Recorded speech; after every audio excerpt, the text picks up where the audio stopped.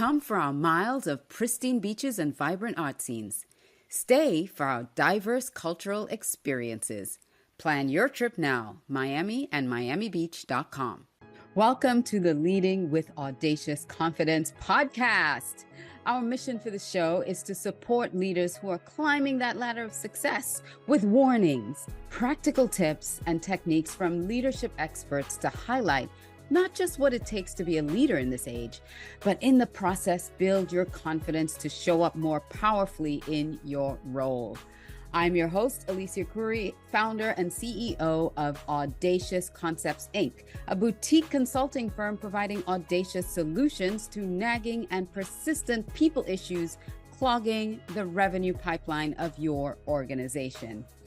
From optimizing talent to reducing conflict and improving communication, our brain science, people data tools, and expert coaching help you find the elegant solution to get the job done with more ease and less stress.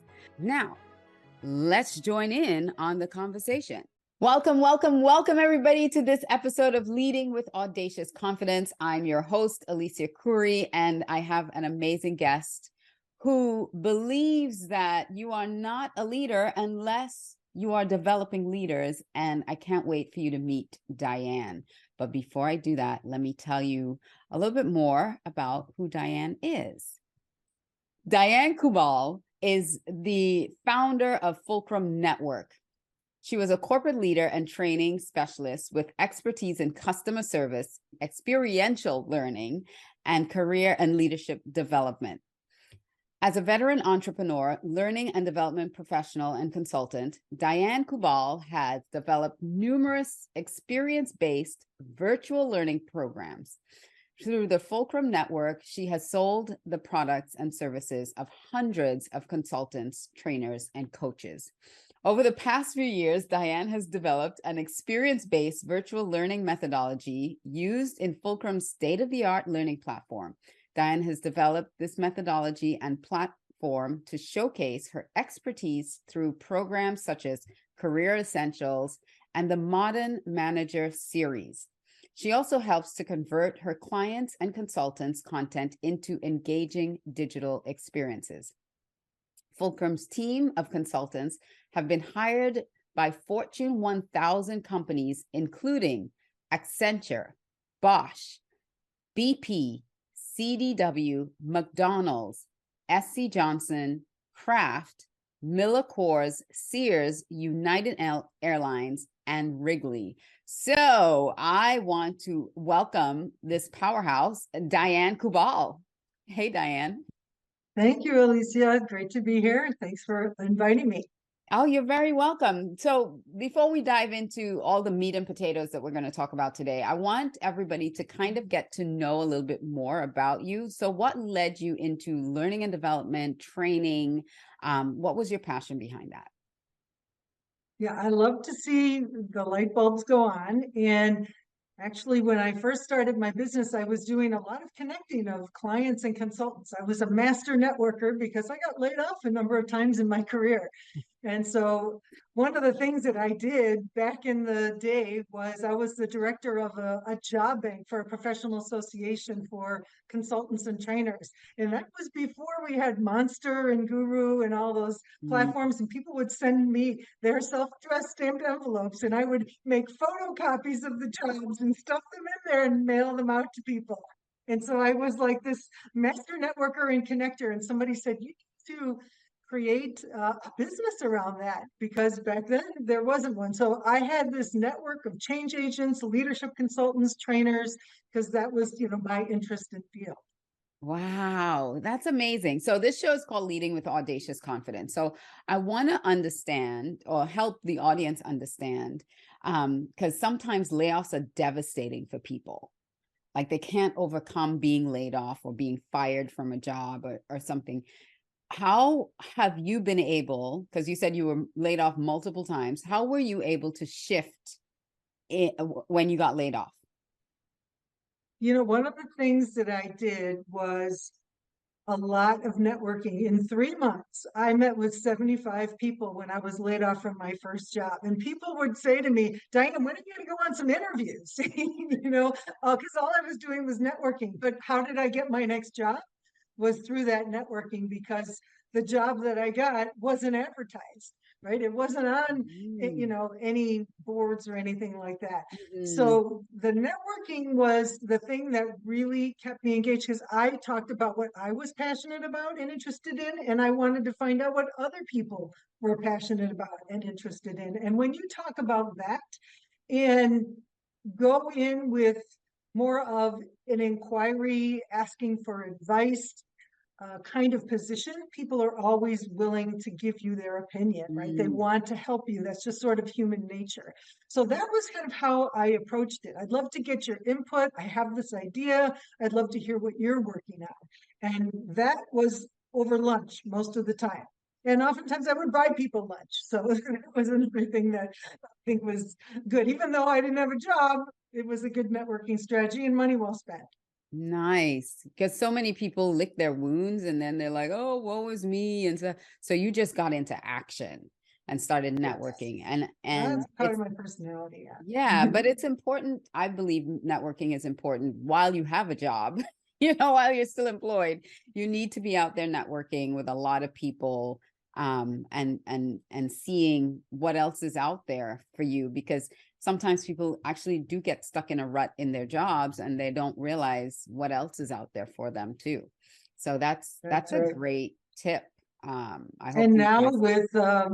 with the pandemic, so many people haven't been going out, and including me. So I just decided, you know what? I am going to start doing my networking lunches again. And so I have my calendar booked in December, and it's just Nice. time to get out there. And when you're talking to people, it does boost your confidence.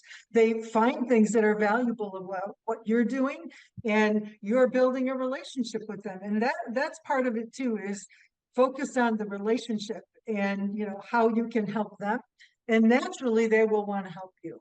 Oh, that's wonderful, because it's so true that it helps build your confidence when you can talk about the things you're passionate about and how you do what you do. You discover, how people want what you have, and are willing to learn and know more about it. So that's great. As we're on this, layoffs, stay, go, what have you found have been some of the most effective ways that employers can get employees to stay? Like, what have you seen? Well, one of the things that people are looking for today, especially the younger generation, is opportunities to learn and grow in their career. And a lot of companies think, oh, well, we're small and we don't have a lot of open positions and we can't promote people. But it's really not just about promotion and money. It's about the opportunity to learn and grow and broaden their skills.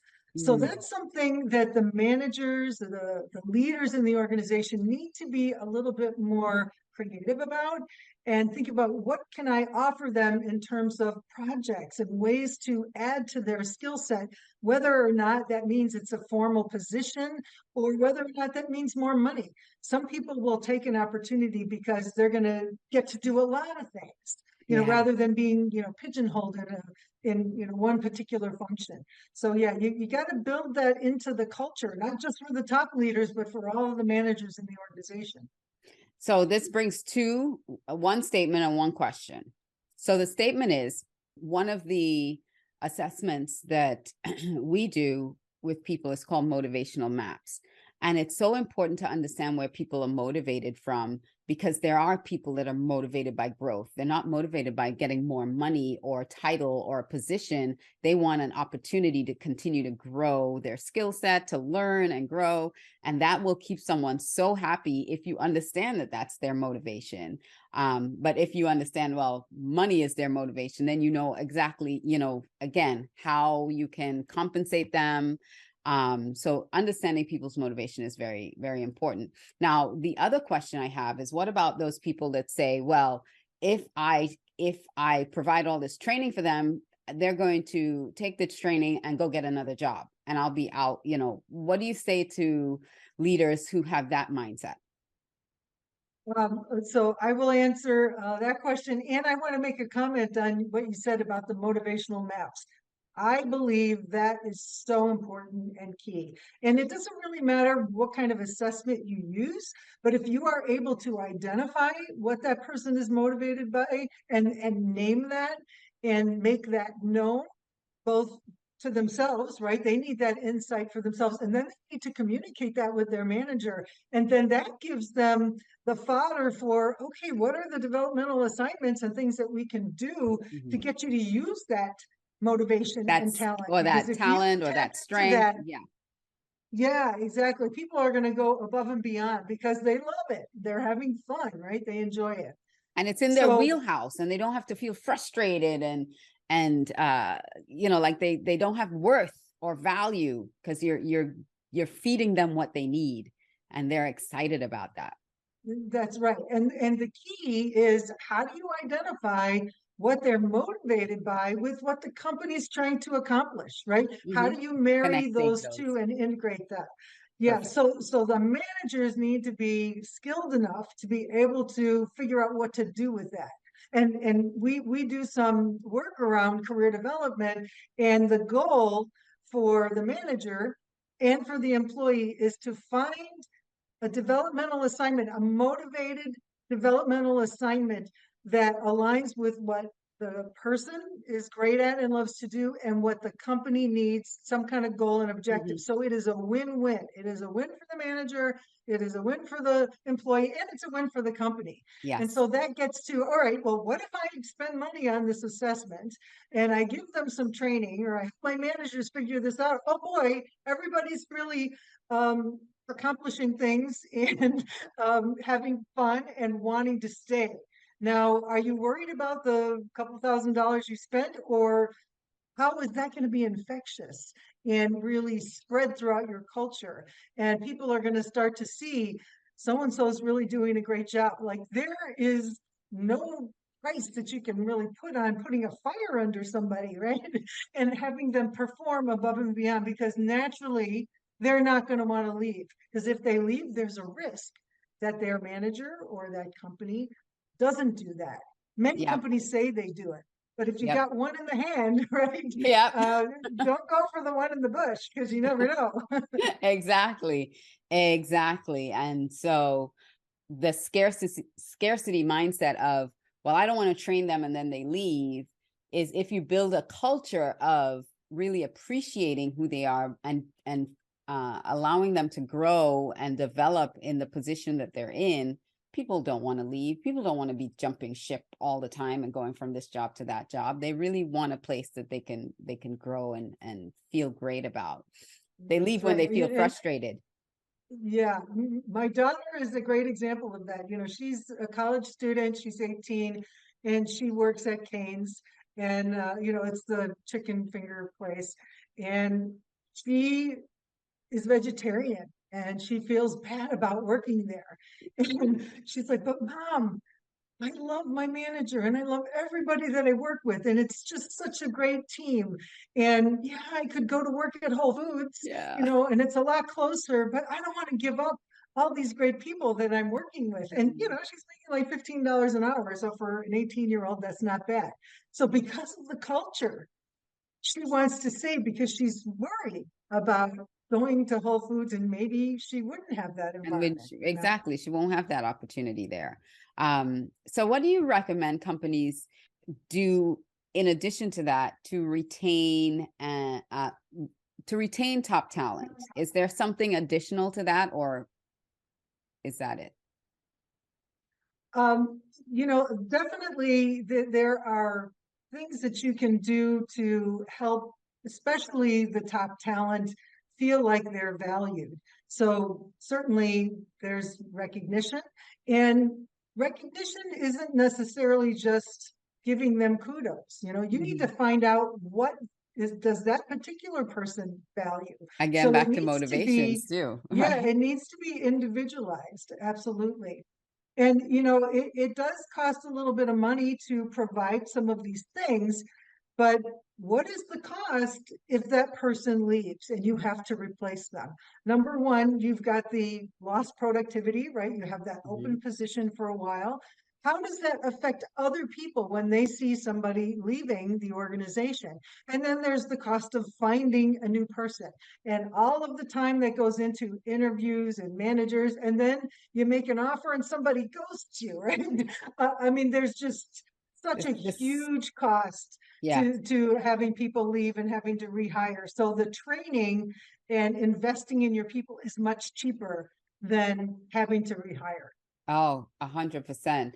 I saw this post the other day, and I wonder if you comment on it, that it was on LinkedIn, and they said, would you rather, let's see if I remember it, would you rather please your top performers, your top talent, or would you rather do it for the whole company and kind of let the top performers feel a little bit, not as valued?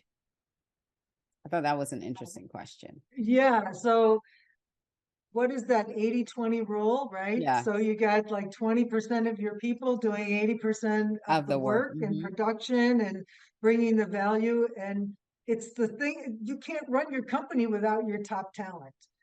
You can afford some of As long as those, they're not toxic, as long as they're not doing things that are completely toxic and completely, blowing people out of the water, you're right. Yeah, that's right. I mean, if a person is toxic, then no, because that's like a cancer, right? And that's going to grow and that's going to make people leave. So they can't be toxic. Toxic. I guess you wouldn't say that that's a top performer if they're toxic. That would be one of my criteria, right? Ah, that's a good one. Yeah, they cannot be a top performer if they're toxic. They might be bringing in revenue, but if they're killing the morale and everything else of the other people working there, that's not someone you really want to keep on your team, That's because right. it's you're shooting Exactly. yourself in your foot. You're you have stuff coming in this way, but then it's coming out the back door the other way. It's blowing out the back door. So Hmm. you got to look at the whole picture, not just, okay, they're bringing in money, but how much are you losing with turnover because of this person? Yeah. um I just wanted to mention what else can companies do. So top talent likes to work with other top talent. You want to mm, surround those very talented people with other people that are talented that they can collaborate with, because when they feel like they're working with other smart people, that's again not an easy thing to find.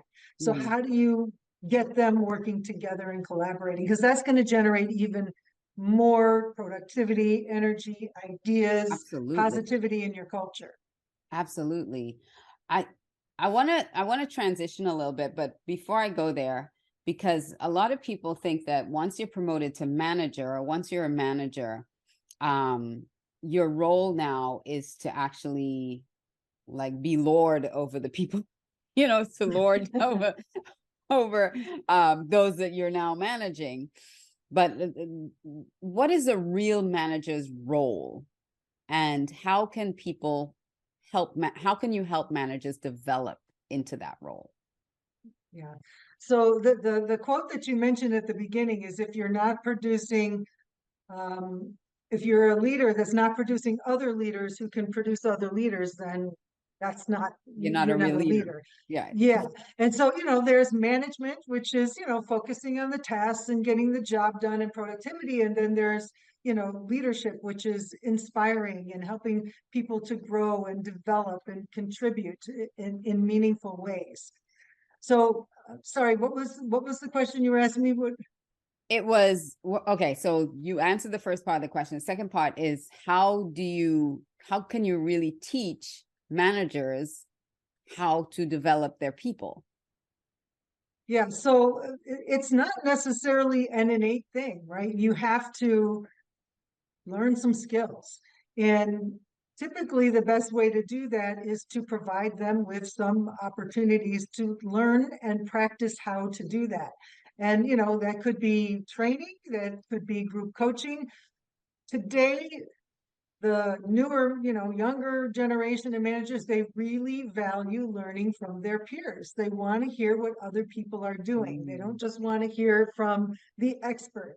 And that's why we've converted our Modern Managers Leadership Series from a training program to a group coaching program. Mm. And, we ran it recently in a public version because one client that had like 12 managers that wanted to go through it, they said the number one thing that was important to them was that these managers wanted to learn from people in other companies, what they were doing. They wanted a broader perspective. And if you think about this generation, they're on all of the social media, Media right? And platforms, yeah. so, yeah, my kids don't believe anything that I say. They only believe their peers. My daughter in school who's taking, classes and trying to figure out what credits are going to count, and she will not. She refuses to listen to me. She doesn't trust anything that I say. It's only other people. She's asking all of her friends who are taking classes in the same school that she Yeah. is. So very Very interesting. I think interesting. that peer learning is really important. Very, very interesting. So that is one way to help them build their confidence too, is if they hear from others who are in the same position. It's not just hearing from people above them, but they want to hear from other people, maybe in the same position, but in a different company, because you might do something a little different than we do. And I'd like to bring that in or learn some of those skills. So I love what you say, that leadership and management is not innate. You could have some level of I think some of those things are innate, but actually leading people and understanding how to respond to people, how to help them develop, how to ask the right questions, those things come through training. That's not something that's innate in you, Yeah, right? that's right. And I think it has a lot about perspective. Peter Block wrote Servant Leadership, and there's a lot of books about that kind of perspective. And so I feel like leadership is not about me. Leadership is about them. So how do you switch your mindset to start thinking about your people and what they need Instead of rather being than, Caesar, do what I yeah, say. me and my job, and I'm meeting my numbers, and how do I look good? You have to help your people look good, right? Mm. Because if they're looking good and they're delivering, you're looking good. But it is totally turning the tables. And some organizations have cultures like that, and some are kind of the old command and control, old Yeah. school. So is that part of your career essentials program? So the Career Essentials program has a number of different kinds of skills. So it is moving from bud to boss. So again, you're shifting your perspective to the other side of the table, Mm-hmm. and you're starting to wear all these new hats. Leading with emotional intelligence. So now you have to become in tune, not just with what is going on, but how, and how are people Mm-hmm. reacting and paying attention to body language. And then now, best practices for leading hybrid and remote teams. Not only are you have to do that with people, but you have to do it when they're remote or they're hybrid and you only Yeah, get to see from here up, or you have no idea what else is going on. exactly. Having those difficult conversations and dealing with conflict. So the level of skill that you need in terms of emotions and kind of the mental piece is so important. And we obviously teach about coaching skills and dealing with resilience and change. Mm-hmm. So all of these things are not just what managers need to do, but of course what leaders need to do. But the Modern Manager series is kind of getting people who are either new to being a manager or a supervisor, or maybe they've been in that role for a while, but they've never had any formal training. So Mm. when they come to it, they go, oh, that's what that's called, or that's why that works. They Yeah. get those aha moments based on what their previous experience was, or why things don't work, right? Oh, that's so great. It's so important. So, like I said, I want to shift gears a little bit, because you talked about hybrid and you talked about, you mentioned that just now. So there's a huge swing in virtual learning now. So like a lot of people want virtual learning since the pandemic.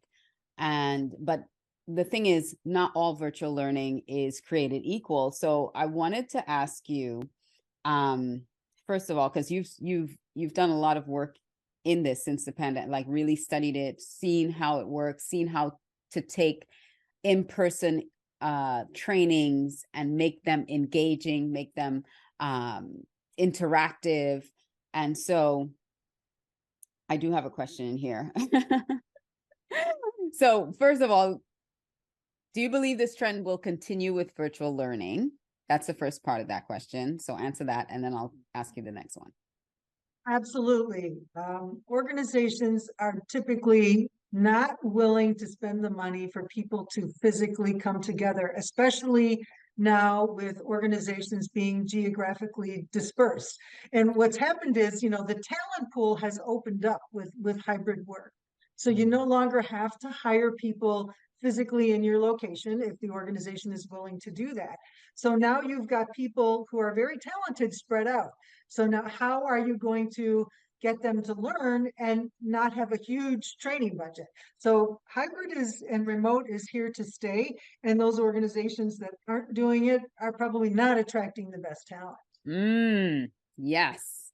So it's super important to incorporate that, because it also gives the learner more flexibility in their time. Like they don't have to take a day, 2 days off of work to do this, when you can spread it out over time, and they can they can engage in it at different times, instead of all of us now having to take the day off to go do this training. Well, it just depends on how the training is laid out for that. But the other question around that is, now that there is this virtual learning, and a lot of people are throwing virtual learning out there, how do leaders have the confidence to choose what platform will be best for their organization or their people? How can you give them some tools or insight into how to choose these things? Well, just to talk a little bit about, the digital learning and the formats that are available. You have asynchronous, which means it's like e-learning online.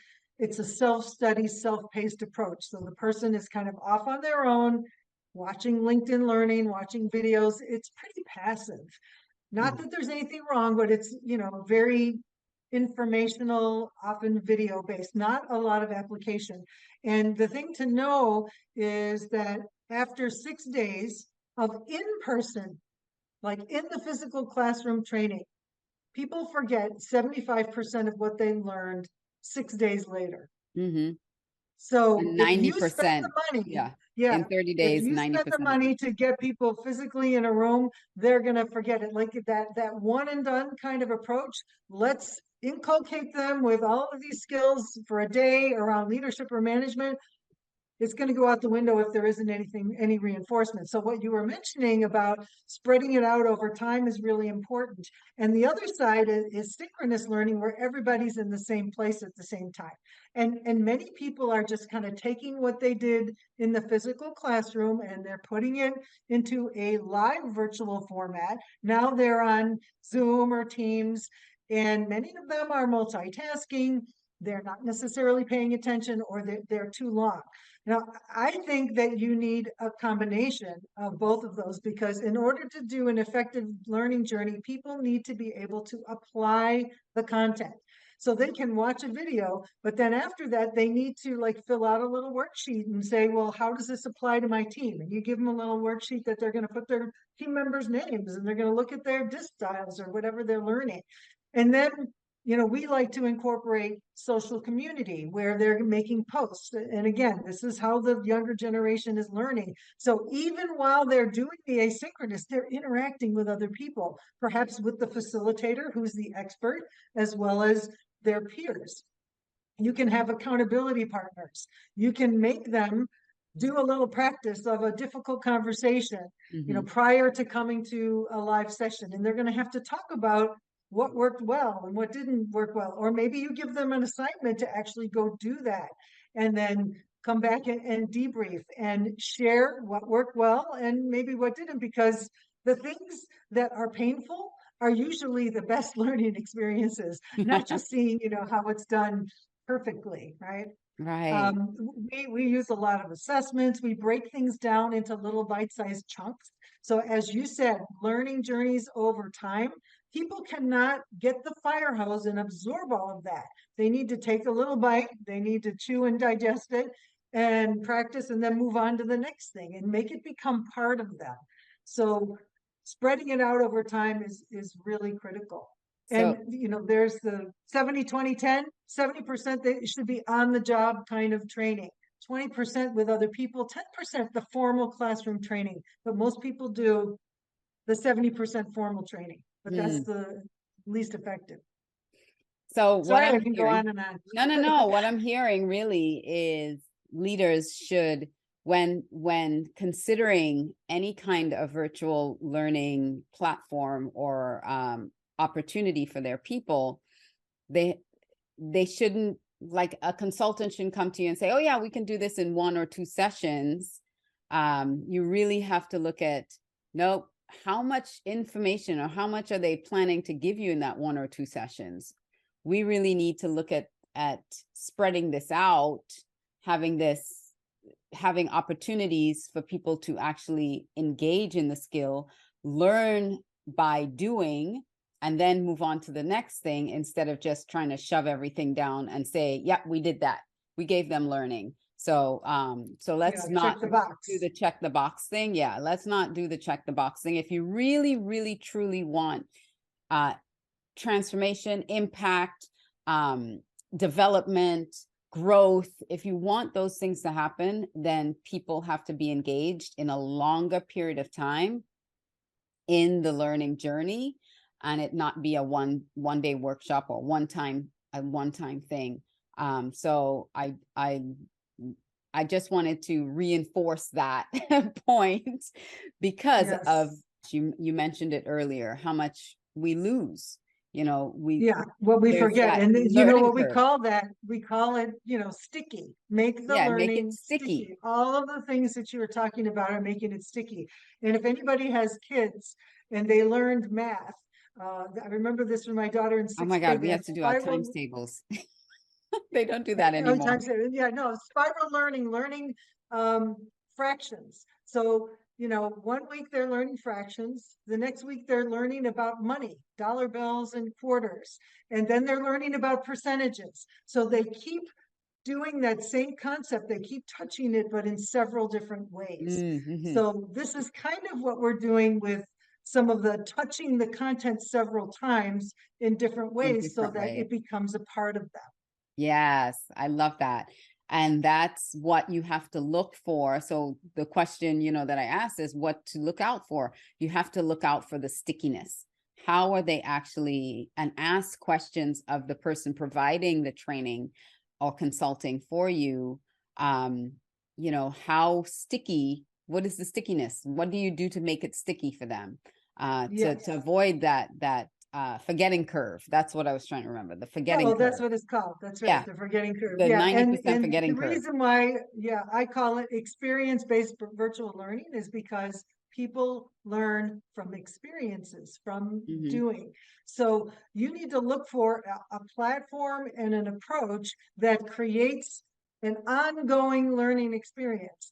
And it needs to be reinforced by their boss, by their manager. So one of the things that we provide is a coaching tip sheet for the participants' boss. And it tells them, here are the objectives of the program, specific coaching questions that you can ask to Hmm. reinforce and support. Because if it's not reinforced, people aren't going to do it.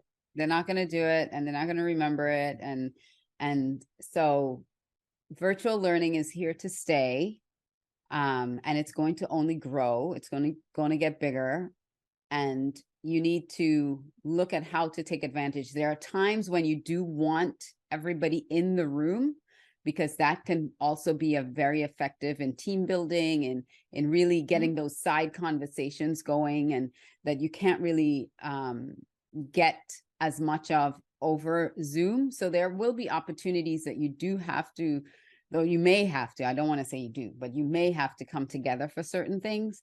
But virtual learning can also be effective if it's done correctly. So don't just look at buying a course or buying something and just saying, well, we've done it, we did it. Really look at how you're investing your money to get the most ROI out of it.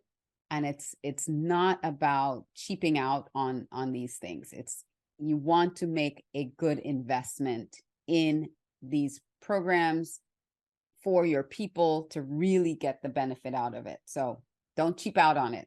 I'm saying it. All right. Diane doesn't have to say it, but I'm saying it. Don't cheap out on it.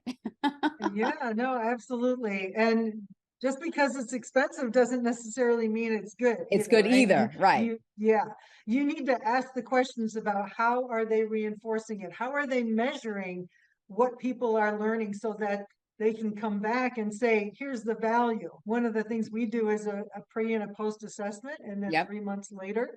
So you get a little bit of a measure and a self-perception from the people in the course, right, of how much they learn. Which is very essential. So make sure that you having these things built in to any engagement that you're doing when it comes to learning. You have to be able to measure the learning that's happening, and get those data points so that you know that it's being effective as well with your people. So let me see if, where do we want to go from here? Is there anything before I go into the rapid fire that you wanted to share that I didn't ask about that you really feel like you want people to know more about? I think that the approach for career development, that training not just the employees, but also the managers. The managers have to feel that their success is based on their employees' success. Mm. And being able to identify their talents and being able to align them with company objectives for a period of time. Like you don't have to, as the manager, be the career coach and say, okay, who are you and where do you want to go in the next 10 years with your career? Let's just look at a 1 year time window. Let's just start. Where are you now?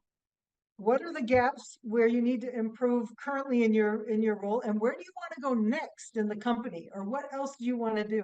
And the manager is going to be able to have a window and a view to that, because the manager knows all the other departments and the folks and the opportunities within the organization and who they need to talk to and network with so that they can learn more. And I think that the manager has to be the door opener. A lot of Mm-hmm. managers, they want to have all the great people and hold on to them. Yeah, I was just But going the to say that. manager that allows people to be promoted is the one that everybody wants to work for, Yes. right? So I you was have going to to say be that, willing to let go. you gotta let go of something, because it brought me right back to that scarcity mindset thing. It's like, oh, if I give them all these opportunities and show them where else they can go, they're gonna leave me. But that's what you want. We don't have children. Those of us who have children, we don't have children for them to stay with us their entire lives, right? We God, no. raise them, we teach them, we raise them, we grow them up, so that they can be free to fly. And you know what happens is people come back and say, oh my gosh, your child or your thing, because they're so amazing, they're so gracious, and they're so incredible. Like, people come back and tell you how incredible your children are, when you've done a really good job at raising them. And it's the same thing with managers. People will come back and say, oh my gosh, such and such who you recommended for this job, they're so amazing, you've done such a great job in helping groom them and teach them. So it's building your own capital, it's building your reputation, it's building your brand, basically, of how you run your ship, of how you manage people.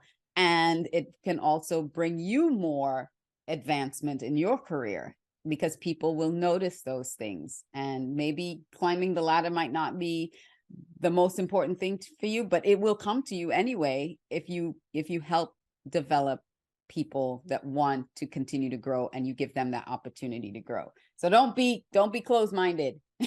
I said all that just to say that. Don't be closed-minded about it. Give people opportunities, and it'll come back to you in multiple ways. Absolutely. All right. Are you ready? Are you ready, Diane? Let's go. I'm ready.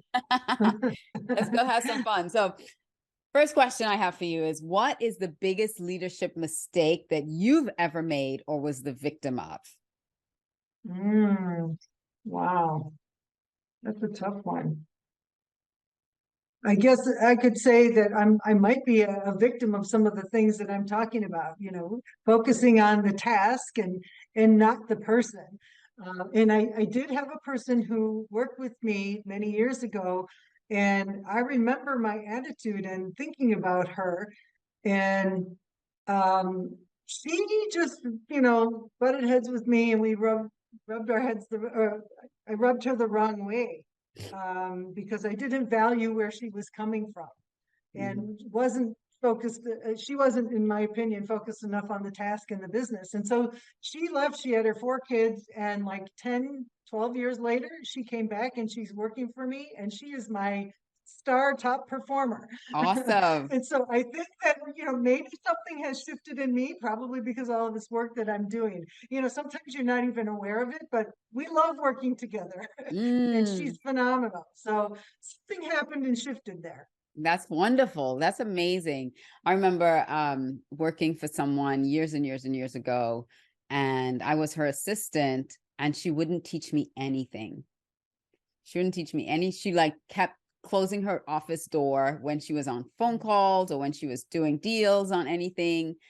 She would, have me get them on the phone, and then she would tell me she's grooming me for her position, but then she wouldn't teach me a single thing about the position.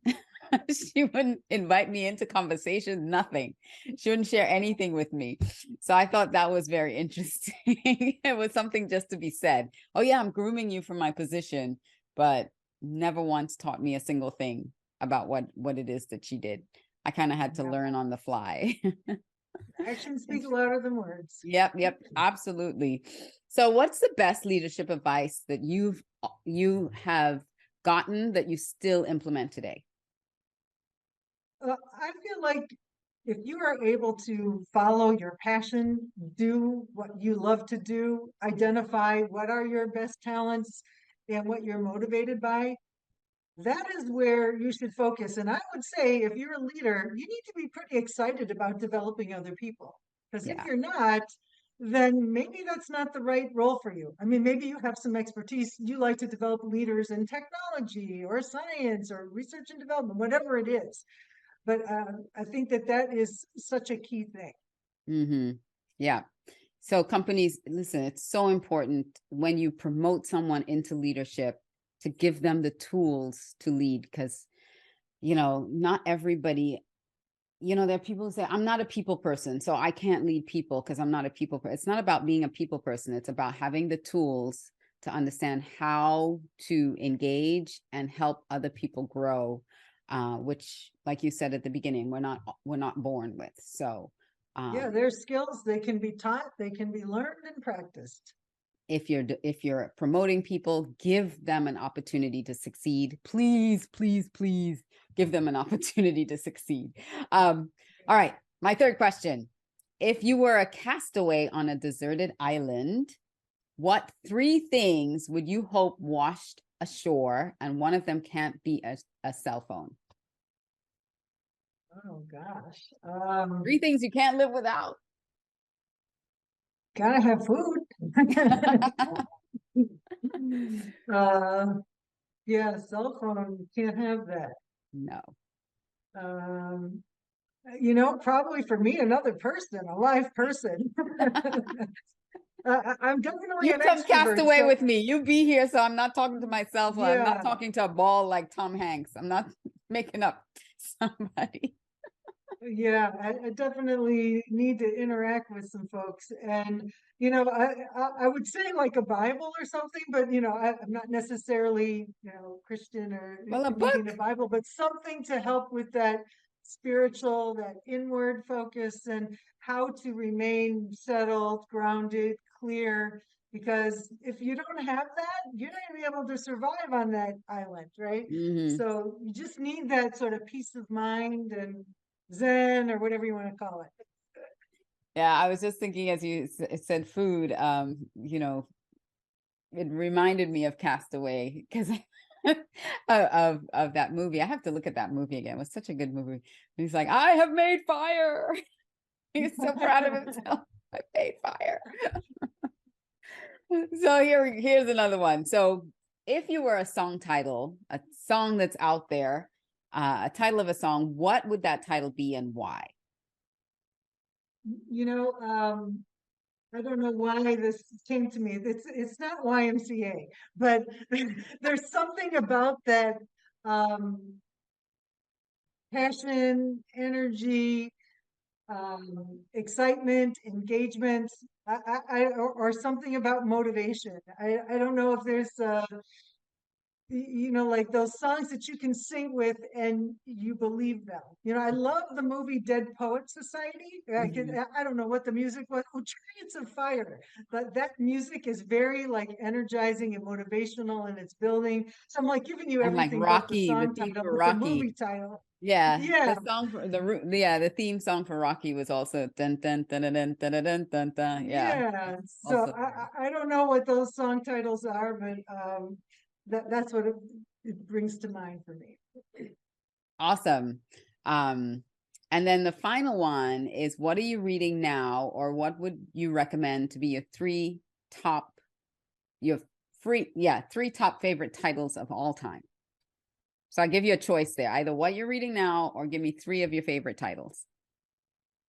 Um, so, I do a lot of things virtually, and so I'm attending webinars and things like that from other experts. So that's how I learn it in my field. Um, so I would say, well, I don't really want to name these other people because they're like competition. But So, you did so talk what about Peter Block, yeah, Blog's servant book. leadership. Yep, servant leadership. Yeah, so that's a good one to, shift the perspective. And I do some reading around learning and how people learn best.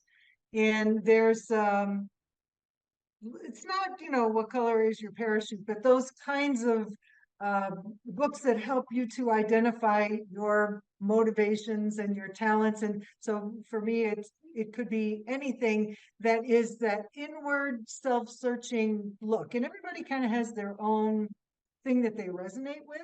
But Mm-hmm. I think that those things are really valuable to do that inner self-reflection and have Absolutely. those kind of moments. So it could be, like I read spiritual stuff. Uh, so that is, kind of, I'm into Tao. And so there's, a book called Torch of Enlightenment and, Mm-hmm. things like that. So Confucius things, but I don't know if that's what you're looking for.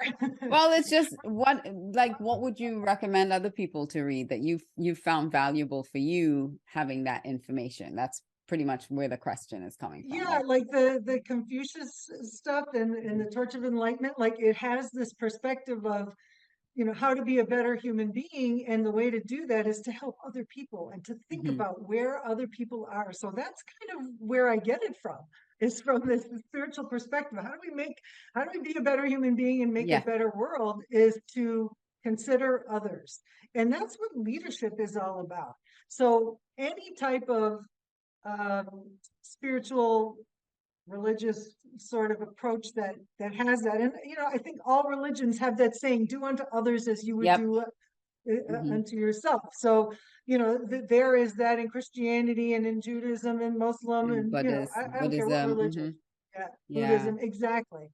Yeah. Yeah, absolutely. Well, I thank you so much, Diane. I really appreciated your time, your expertise, your knowledge in this new, I would say new, not because it's brand new, but new because it's opened up so much more since the pandemic. Opportunity for virtual learning, for understanding people better, for training and development, for leaders to really understand what opportunities are out there for them and how to look at learning and development for your people virtually if you've never done that before. Like how do you really find the right program? So thank you for sharing all of that with us today. Thank you for having me. This was fun. Yay. So go out there, people, and lead yourself, lead your teams, and lead your organization with audacious confidence. And I will see you next time on another episode. So take care. Bye.